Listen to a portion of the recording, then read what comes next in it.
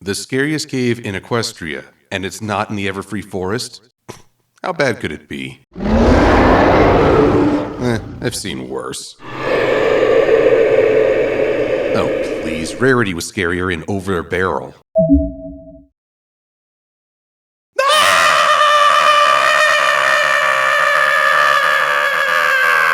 We travel the road of generations, joined by a common bond. Sing our song across the pony nation, from Equestria and beyond. Pinkie Pie and Applejack. January sure seems like a big month for these two.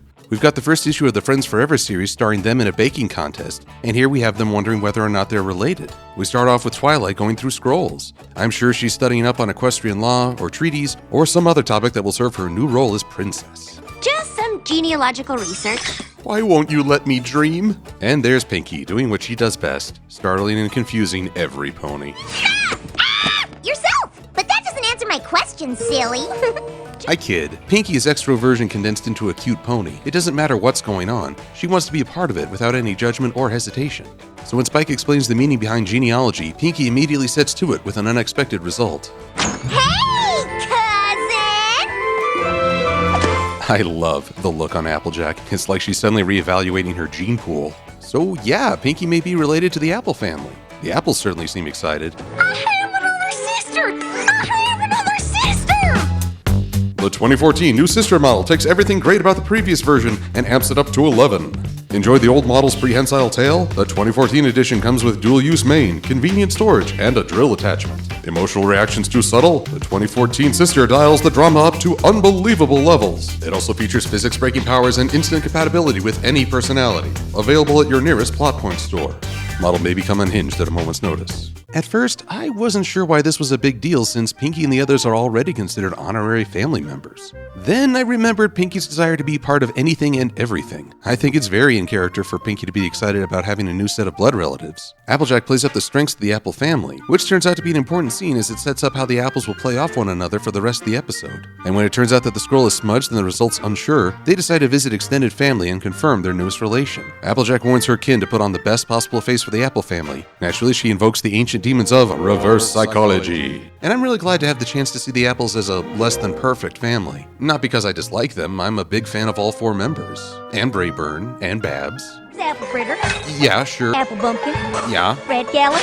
Red delicious, golden Why not? delicious, caramel apple, apple Yes, strudel, okay, apple will you tart, just- baked apples, apple brioche, apple cinnamon crisp. Does anyone in your family take cold showers? Yet this show drew me in by presenting characters with both strengths and flaws. Perfection is boring. Getting to see the flaws in a family dynamic feels very realistic. And having the apples at odds gives us a chance to see sides of Granny Smith and Big Macintosh that we haven't seen before.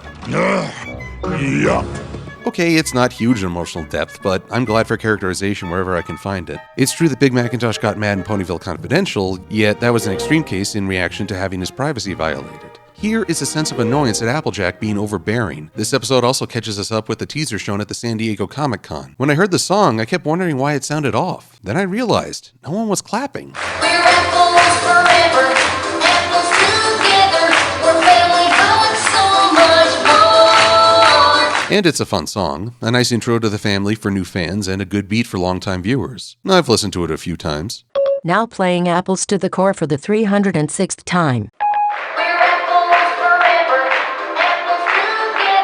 The humor throughout the journey is pretty one note, at least on the Apple family's side. An apple screws up, the family almost quarrels in front of Pinkie, and forced smiles all around. The positive to each event is we see how each Apple family member's qualities serve as both a strength and a weakness. Yes, Big Mac is strong, yet that means he can underestimate the fragility of what's around him. Apple Bloom is fun and energetic, and sometimes that makes her clumsy. Granny has the experience and know-how of a long life, which makes it hard for her to admit that she may be ignorant or simply forgotten. And then there's Applejack. Up until now, her chief flaw has always been stubbornness. That's certainly on display here, yet I think it factors into a larger part of her character. Applejack is used to running the Apple family and taking the responsibility that comes with it. It's an admirable trait, yet occurs back on her as she has trouble letting go and keeps pointing out others' mistakes. All you had to do was bring it to me. No singing, no dancing, no games. Just walk it over.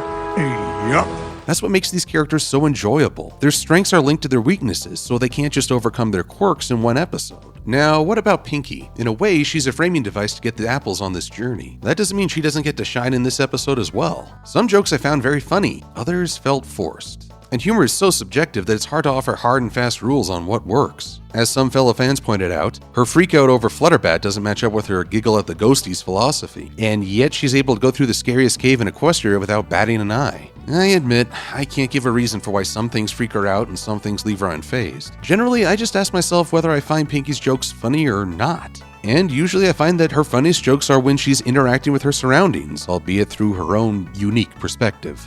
She certainly seems upbeat after their long journey, and... wait, what is that? Is that a Slender pony? Seriously, a Slender reference in a little kid's cartoon? Okay, I'm gonna point to this the next time someone argues that this show isn't supposed to be viewed by...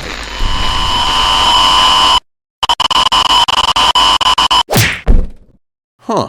My ego is soaring, yet I feel strangely disappointed. Anyway, we're introduced to Golden Delicious, a crazy cat lady living in the middle of nowhere. Behold Rarity, what might have been. Though many have pointed out that she could be an older version of Pinkie.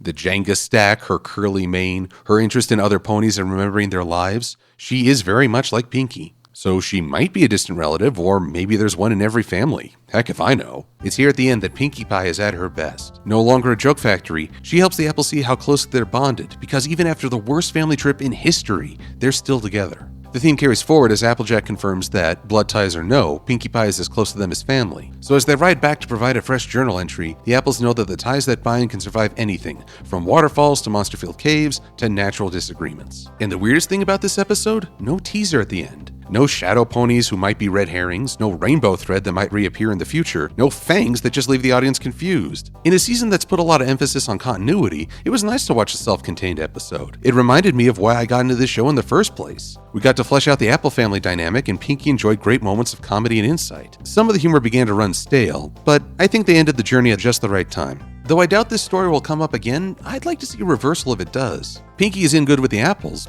but how would an upbeat character like Applejack react to meeting a much more conservative family like the Pies? And hey, if we really want to make sure Pinkie Pie's an apple, there's always one solution. Nope.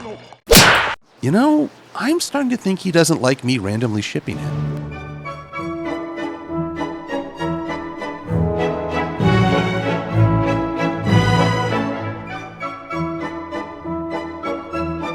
Oh, no. You know what I want to hear. That's the stuff. I'm Silver-Quill. Thanks for watching.